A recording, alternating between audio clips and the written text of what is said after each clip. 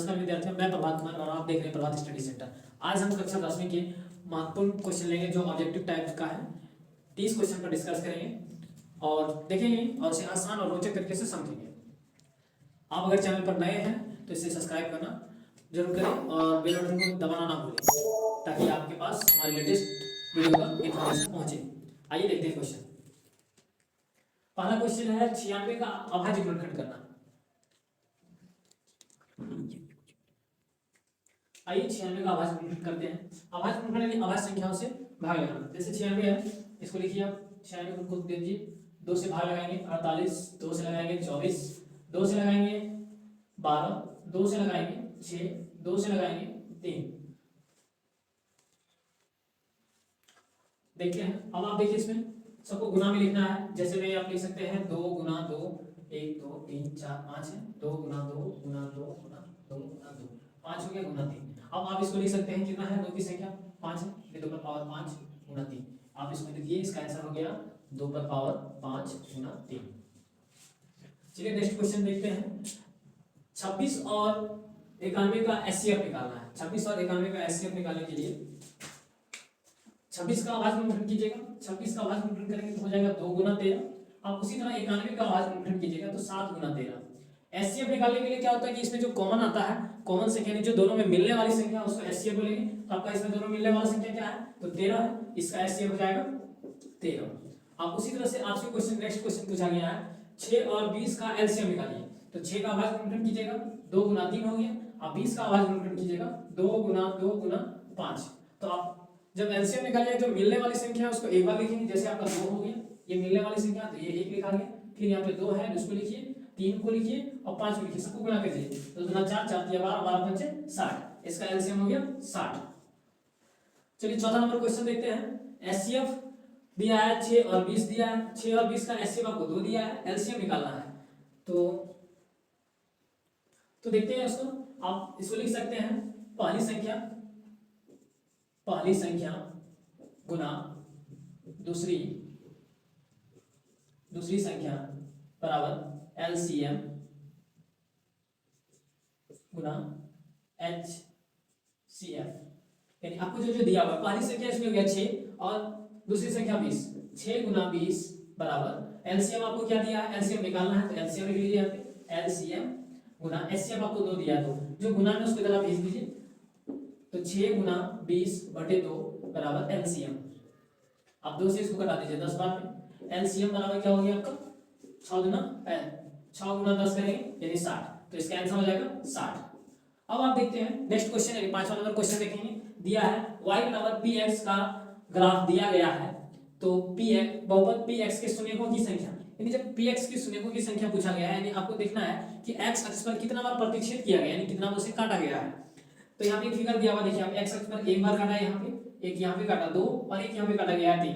यानी x अक्ष पर कितने बार काटा गया है, तो 3। तो शून्यकों की संख्या क्या हो जाएगा, यानी शून्यकों की संख्या बराबर 3। आइए नेक्स्ट क्वेश्चन देखते हैं। यानी 6वां नंबर क्वेश्चन दिया है टी स्क्वायर माइनस 15 का शून्य के अंतर। टी स्क्वायर माइनस 15 का यानी टी स्क्वायर माइनस 15 बराबर 0। टी स्क्वायर बराबर माइनस 15 को उधर भेजिएगा प्लस 15 हो जाएगा।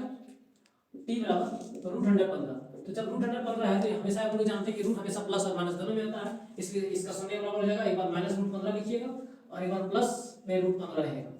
ये हो गया आंसर। अब आपको दिया है रैखिक समीकरण यानी 7वां नंबर क्वेश्चन, रैखिक समीकरण योग 3x + 2y बराबर 5 और 2x - 3y बराबर 7 है। तो समीकरण का पूछा आपको कैसा समीकरण, आप इसको लिख सकते हैं। हम लोग जानते हैं कि इसमें a1 बटे a2 में आएगा। यानी पहला वाला को a1 का मान हो गया आपका 3, b1 का मान हो गया 2 और c1 का मान हो गया 5। उसी प्रकार से आप लिखिएगा दूसरा समीकरण का। a2 बराबर आपको दिया है 2, b2 बराबर दिया है -3 और c2 बराबर दिया है आपको 7। तो पहले हम लोग एक दो a1 बटे a2 और b1 बटे b2 को चेक करेंगे। a1 बटे a2 बराबर b1 बटे b2 का फॉर्मूला सीख कीजिए।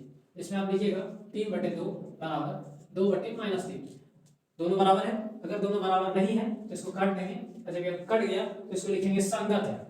कैसा है, तो संगत है।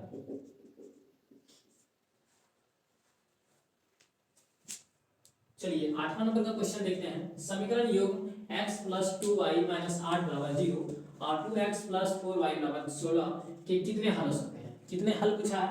आप इसको उसी तरह सेट कीजिए। फिर से आपको a का मान दिया है, a1 का मान दिया है 1 और b2 का मान दिया है, सॉरी b1 का मान दिया है आपको, यानी यहाँ पे 2y है तो 2 हो गया और c1 का मान हो गया आपका यहाँ पे -8 है तो -8 लिखेंगे।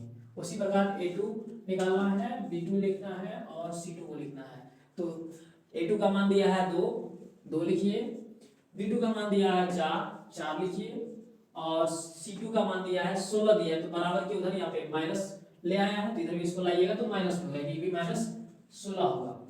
अब आप इसको लिखिए a1/a2 बराबर b1/b2 बराबर c1/c2। आप इसको सेट कीजिएगा, 1/2 बराबर 2/4 बराबर -8/-16। कटाइए इसको 1/2 और इसको भी कटाइएगा तो 1/2 हो जाएगा। 8 का पढ़ा में एक बार में, 8 का पढ़ा 2 बार में। अब आप नीचे इसको एक लाइन लिख सकते हैं, 1/2 बराबर 1/2 बराबर 1/2। तीनों बराबर है, जब तीनों बराबर है तो क्या हो गया आपका a1/a2 बराबर b1/b2 बराबर c1/c2। जब तीनों बराबर है तो अनेक हल होगा, यानी अपरिमित रूप से अनेक हल होगा, तो इसका क्या होगा अनेक हल आंसर।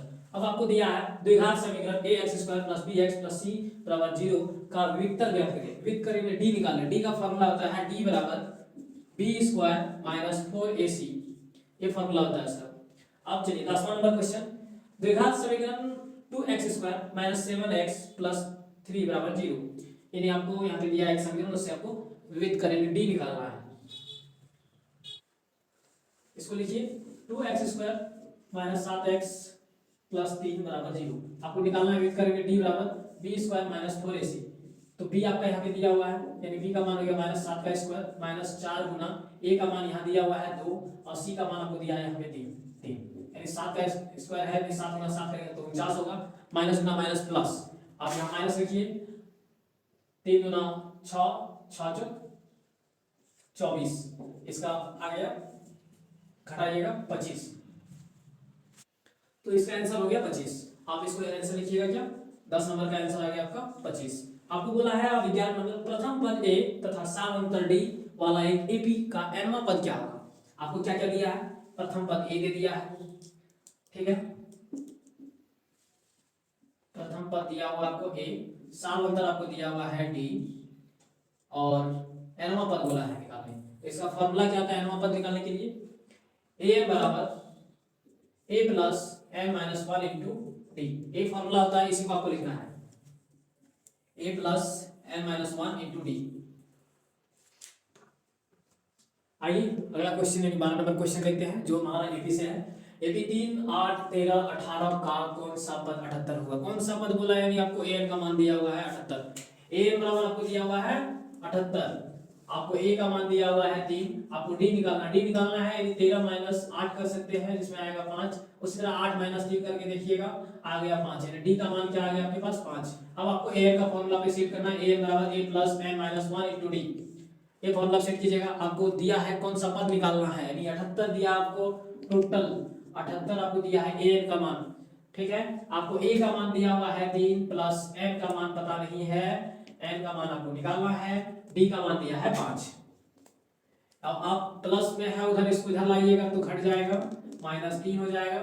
उसी तरह यहाँ n माइनस 1 इंटू 5, अब आप इसको घटा लीजिए, आ गया 75 बराबर n माइनस 1 इंटू 5। अब आपके पास 5 गुना में है, आप गुना से इधर भेजिएगा बराबर की उस साइड, अगर उसको भेजते हैं तो भाग में होता है, 75/5 बराबर n माइनस 1, इससे कट जाएगा, 5 से 75 को कटा देते हैं 15 बार में, 15 बचे 75, तो 15 बराबर n माइनस 1, n बराबर क्या हो जाएगा 15 जोड़ 1 बराबर 16, यानी कौन सा पद हो जाएगा, तो 16वां पद होगा। कौन सा पद, 16वां पद होगा 78।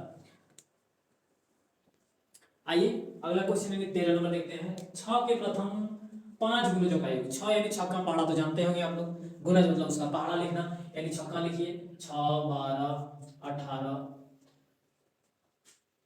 24, 30, ये हो गया आपका 6 के प्रथम 5 गुणजों का योग, ये हो गया आपका 5 गुणज, यानी a बराबर दिया है 6, आपका d बराबर भी, इसका अंतर आ गया कितना 6 का, आपको n का मान दिया हुआ है कितना दिया है m का मान, तो m का मान दिया है 6, सॉरी 5 दिया है, यानी 5 बोला है तो 5 लिखिए, n का मान 5 हो गया। आपको बोला है योग निकालने, योग यानी sm निकालना है।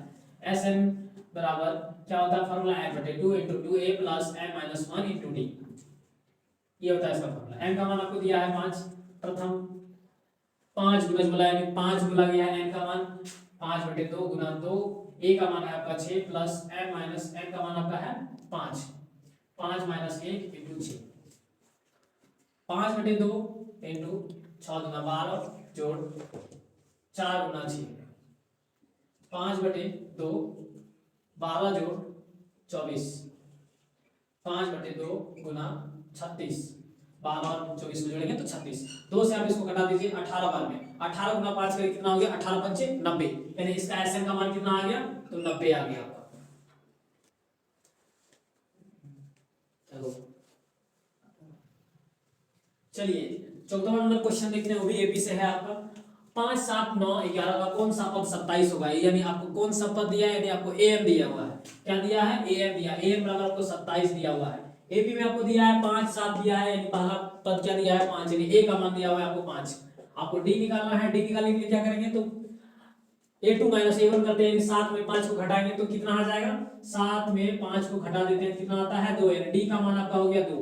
आपको निकालना क्या है, n का मान, कौन सा पद पूछा है, n निकालना है, n बराबर व्हाट, यानी am बराबर a plus m minus 1 into D, n का मान सॉरी am का मान आपको दिया है 27 बराबर a का मान दिया है 5 जोड़ n का मान नहीं है दिया हुआ तो उसको लिख दीजिए m माइनस 1, और d का मान दिया है आपको 2।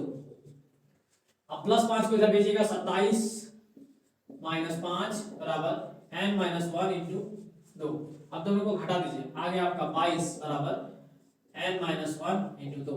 अब 2 आपके पास गुना में है, गुना से आप उसको इधर भेज दीजिए भाग में, 22/2 बराबर n माइनस 1, 22 को घटा दीजिए 2 से 11 बार में, 11 बराबर n माइनस 1, n बराबर हो जाएगा आपका 11 जोड़ 1 यानी 12, यानी कौन सा पद हो जाएगा, तो 12वां पद हो जाएगा। 14 नंबर का आंसर हो गया आपका 12वां पद।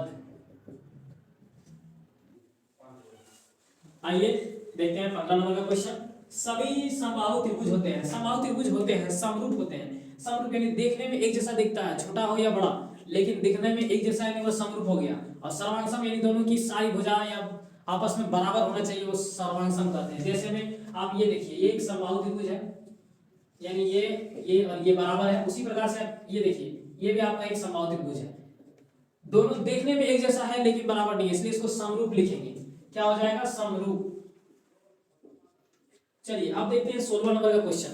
आकृति में DE/BC है, तो EC का मान क्या होगा, EC का मान पूछा है, यानी आपको थिल्स प्रमेय के रूप में दिया है, थिल्स प्रमेय में दिया हुआ है जब दोनों समांतर है तो ऊपर नीचे की भुजा का अनुपात समान होगा, यानी AD/DB बराबर AE/EC, यानी AD का मान आपको दिया है 1.5, BD का मान दिया है आपको 3 बराबर AE का मान दिया है 1, तो EC का मान दिया है वाट दिया है। आप इसको क्रॉस गुना कीजिएगा तो अब या तो यहाँ पे EC इधर में दीजिए, वाट वाट आइए, EC बराबर लिखिएगा, EC बराबर 1 × 3 बटे 1.5 नीचे चले जाएगा। आप इससे इसको काटा दीजिए 3 को 2 बार में, यानी EC का मान कितना हो गया 2, यानी आपका 16 नंबर का आंसर हो जाएगा 2 सेंटीमीटर।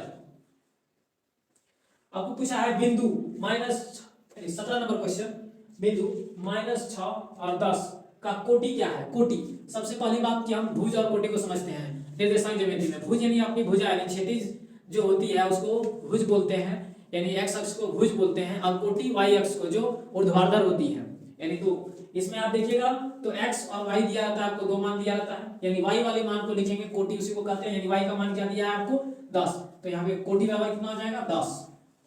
उसी प्रकार से आपसे पूछा गया है 18 नंबर क्वेश्चन, बिंदु -2 और -3 की स्थिति क्या होगी, -2 और 3 की स्थिति क्या होगी। तो आप ये देखिए, आपको दिखा रहे हैं, एक चतुर्थांश पहले बनाइए, ये आपका चतुर्थांश बन गया, ठीक है, इसमें y अक्ष ये हो गया y डैश, ये x डैश, ये x, यहाँ पे मूल बिंदु हुआ आपका।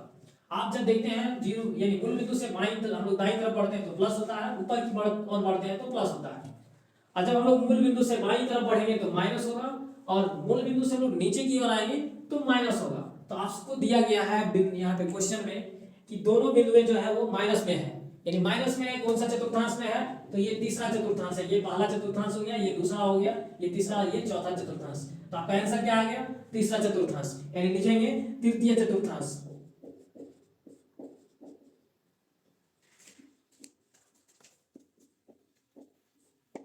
ये रहा आपका आंसर। आइए 19 नंबर का क्वेश्चन देखते हैं। बिंदुओं 1, 3, 4 तथा बिंदु बी 9, 12 के बीच की दूरी निकालना। दूरी निकालना यानी आपको निर्देशांक ज्यामिति में दूरी सूत्र पे सेट करना होगा। दूरी सूत्र आपको पता होना चाहिए, root under x2 minus x1 का square plus y2 minus y1 का स्क्वायर। रूट अंडर रहेगा, ये आपको लिखना है जैसे आपको दिया हुआ है क्वेश्चन, तो आपको x1 और y1 दिया आगे वाला में, और इसमें आपको x2 और y2 दिया हुआ है। तो x2 का मान आपका हो गया 9 माइनस 3 x1 का हो गया प्लस, उसी प्रकार से लिखेंगे y2 का मान 12 और y1 का मान दिया है 4 का होल स्क्वायर। अब दोनों को घटाइए, यानी ये हो गया 9 का होल स्क्वायर प्लस ये हो गया आपका 8 का होल स्क्वायर, यानी रूट अंडर 36 जोड़ 64, इसका वर्ग रूट अंडर जोड़ के लिखिए 100, इसका वर्गमूल लिख लेगा 10। तो इसकी दूरी क्या हो गया, 10 इकाई, 10 इकाई। चलिए अब देखते हैं 20 नंबर क्वेश्चन। यदि tan a बराबर 1/√3 हो तो cos a का मान निकालें। tan a दिया है यानी आपको लंब बटे आधार दिया है, लंब बटे आधार दिया है, लंब का मान दिया है आपको, लंब बराबर दिया है 1 और आधार बराबर दिया है √3। आपको निकालना है cos a। cos a निकालने के लिए कर्ण की जरूरत पड़ता है, कर्ण बराबर होता है, कर्ण बराबर होता है रूट अंडर लंब स्क्वायर प्लस आधार स्क्वायर, यानी रूट अंडर 1 का स्क्वायर प्लस √3 का होल स्क्वायर, यानी रूट अंडर 1 का स्क्वायर करेंगे तो 1, √3 का स्क्वायर करेंगे तो 3 होगा, √3 गुना करेंगे तो √9 होगा, उसका वर्गमूल 3 होता है। दोनों को जोड़ेंगे तो 4 हो गया, 4 का वर्गमूल आ गया 2, यानी कर्ण आपके पास आ गया 2। तो आपको पूछा है cos a बराबर, cos a बराबर होता है, cos a बराबर आप लिखिएगा आधार बटे कर्ण, आधार बटे कर्ण, यानी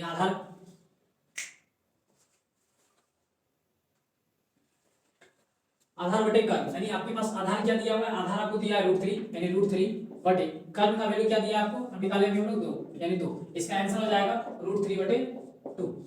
उसी तरह पूछा है आपको यदि sin a बराबर, यानी 21 नंबर क्वेश्चन, यदि sin a बराबर 3/5 तो tan a का मान क्या होगा। यदि sin a बराबर दिया है 3/5, यानी sin बराबर होता है लंब बटे कर्ण, आपको लंब का मान दिया है, लंब बराबर दिया है आपको 3 और कर्ण बराबर दिया है आपको 5। तो आधार निकालना पड़ेगा आपको, क्योंकि tan थीटा के लिए आपको लंब बटे आधार की जरूरत पड़ेगा। तो आधार बराबर लिखेंगे रूट अंडर कर्ण का स्क्वायर माइनस लंब का स्क्वायर, यानी रूट अंडर कर्ण हो गया आपका 5 का स्क्वायर माइनस 3 का स्क्वायर, रूट अंडर 5 का स्क्वायर कीजिएगा तो 25 हो जाएगा, 3 का स्क्वायर कीजिएगा तो 9 होगा, घटाइएगा आ जाएगा 16, 16 का वर्गमूल निकलेगा 4, 4 आ गया आपका आधार बराबर। आपको पूछा है क्या, tan थीटा tan a बराबर होता है, tan a बराबर लिखिएगा लंब बटे आधार, तो tan a बराबर लंब बटे आधार, लंब आपके पास 3 है और आधार हो गया 4, तो इसका आंसर हो जाएगा 3/4। उसी तरह 22 नंबर का क्वेश्चन देखते हैं। यदि tan थीटा बराबर 12/5 है तो sin थीटा का मान क्या होगा। तो tan थीटा बराबर आपको दिया है, tan थीटा बराबर दिया है, यानी लंब बराबर दिया है आपको 12 और आधार बराबर दिया है आपको 12 और आधार बराबर दिया है आपको 5। तो आपको निकालना है कर्ण, कर्ण बराबर फॉर्मूला होता है रूट अंडर लंब स्क्वायर प्लस आधार स्क्वायर, यानी रूट अंडर 12 का स्क्वायर प्लस 5 का स्क्वायर, यानी रूट अंडर 12 गुना 12 144 होता है, 144 जोड़ 25, यानी रूट अंडर हो गया 169, 169 का वर्गमूल निकालिएगा तो आएगा 13, 13 गुना 13 यानी 13 आ गया इसका।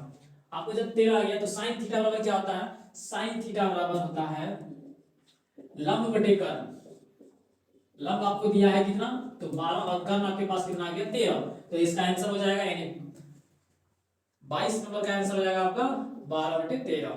चलिए अब 23 नंबर देखते हैं। आपको दिया है tan theta into cot theta का मान क्या होगा, यानी tan थीटा और cot थीटा का मान क्या होगा। tan थीटा को आप लिख क्या सकते हैं, आधार बटे सॉरी लंब बटे आधार लिख सकते हैं, तो tan थीटा का बराबर आप लिख सकते हैं लंब बटे आधार। देखिए उसी प्रकार से आपको cot थीटा का मान, यानी cot थीटा का फॉर्मूला क्या होता है, आधार बटे लंब, इसको लिखिए आधार बटे लंब। अब आप इसको देखिए, आप इसको अगर कटाते हैं, लंब से लंब कट जाएगा एक बार में, आधार से आधार भी कट जाएगा एक बार में, तो 1 गुना 1 की जगह तो आंसर क्या होगा 1, यानी tan theta into cot theta बराबर 1। आइए 24 नंबर क्वेश्चन देखते हैं, जो ऊंचाई से संबंधित है, जो साइन और त्रिकोणमिति में ऊंचाई से संबंधित आता है। यानी एक मीनार के शीर्ष का उन्नयन कोण उसके पाद से 15 मीटर की दूरी पर 60 डिग्री है, तो उसका उस मीनार की ऊंचाई बोला है। यानी कोई एक बिंदु ले लीजिए आप, ये मान लीजिए एक मीनार है, इससे एक पाद बिंदु यहाँ पे लिया गया, इससे दोनों के बीच की दूरी आपको दिया है 15 मीटर, यहाँ से आप इसको जोड़ दीजिए, और ये जो कोण बना रही है वो 60 डिग्री बना रहा है, यानी उन्नयन कोण बना रहा है। यहाँ से आपसे इसकी दूरी दिया हुआ है आपको 15 मीटर, आपको निकालना क्या है वो ध्यान दीजिए, आपको निकालना है मीनार, मीनार यानी ए बी जो खड़ी है। तो आप इसको मान लीजिए कि मीनार की ऊंचाई बराबर h, मीनार की ऊंचाई बराबर h, आपको दिया है आधार दे दिया है, ऊंचाई निकालना है, थीटा दिया है। जब आपको थीटा का मान दिया है तो आपको पता है कि जब ऊंचाई निकालना है तो क्या लगाएंगे tan थीटा, tan थीटा बराबर क्या लिखेंगे लंब बटे आधार, लंब बटे आधार। हमेशा याद रखिएगा जो कोण दिया रहेगा उसके सामने वाली छोटी भुजा वो हो जाएगा उसका लंब, और उससे सटी हुई छोटी भुजा जो है वो हो जाएगा उसका आधार, और सबसे बड़ी भुजा जो है यानी जो ये समकोण बनता है इसके सामने वाली जो भुजा होता है उसको कर्ण बोलते हैं। ठीक है, तो आपका यहाँ पे आ जाएगा क्या लंब बटे आधार। लंब क्या है आपके पास h दिया हुआ है, आधार आपको दिया है 15, tan कितना डिग्री का मान दिया है तो 60 डिग्री का मान लेना है, tan 60 डिग्री का मान लेना है। tan 60 डिग्री का मान क्या होता है √3 बराबर h बटे 15। अब देखिए 15 भाग में है, अगर उसको इधर लाते हैं तो गुना में होगा, जब आप उसको इधर ले आइएगा बराबर की इधर तो वो हो जाएगा गुना में, यानी h बराबर आप क्या लिख सकते हैं 15√3 मीटर। तो आपका 24 नंबर का आंसर क्या आ जाएगा 15√3 मीटर।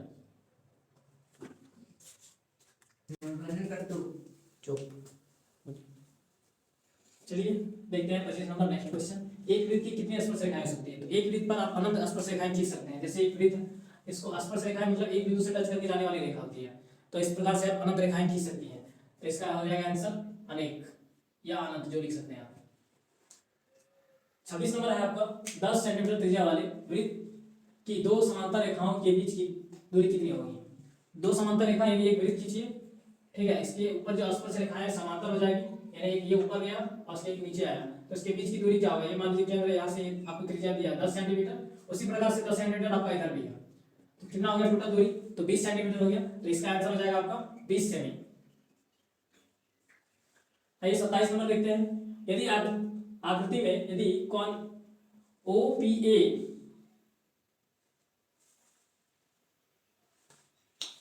यानी आपको दिया है कोण OPA, नहीं OPA का मान दिया 35 डिग्री, आपको निकालना है एक यहाँ पे O का मान निकालना है। तो A का मान आपको यहाँ 90 डिग्री बना है, यानी समकोण है। तो आप जानते हैं रेखिक यूं यानी त्रिभुज का तीनों कोणों का योग कितना होता है 180 डिग्री होता है। तो आप लिख सकते हैं कोण A का मान आपको आ गया कोण A प्लस कोण P प्लस कोण O बराबर 180 डिग्री।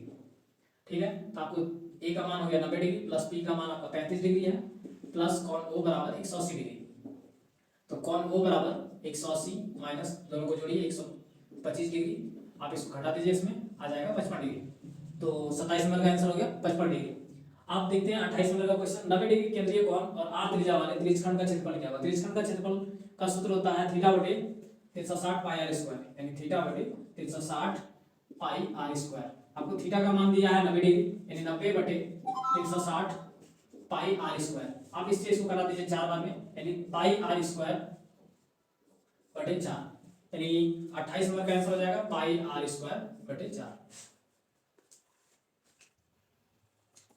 29 नंबर क्वेश्चन देखते हैं। एक घन जिसका किनारा A है उसका पार्श्व पृष्ठ क्षेत्रफल क्या होगा? घन यानी पार्श्व मतलब ऊपर और नीचे का ढक्कन खुला होना चाहिए, तो 4 गुना हो गया, यानी 4 में वर्ग हो गया, तो यानी उसका क्षेत्रफल का फार्मूला हो जाएगा 4a स्क्वायर, यानी 4 गुना किनारा का वर्ग कीजिए, वही हो गया इसका। आपको दिया है 30 नंबर क्वेश्चन। प्रथम 3 सम संख्याओं का माध्य निकालिए। सम संख्या क्या होता है?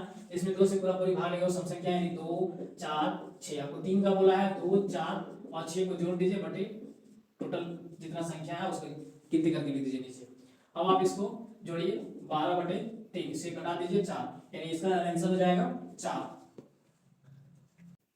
आपको वीडियो कैसा लगा इसे देखिए, और कोई क्वेश्चन अगर है तो आप कमेंट कर सकते हैं। आप चैनल पर नए हैं तो चैनल को सब्सक्राइब करें और बेल बटन को दबाएं। धन्यवाद।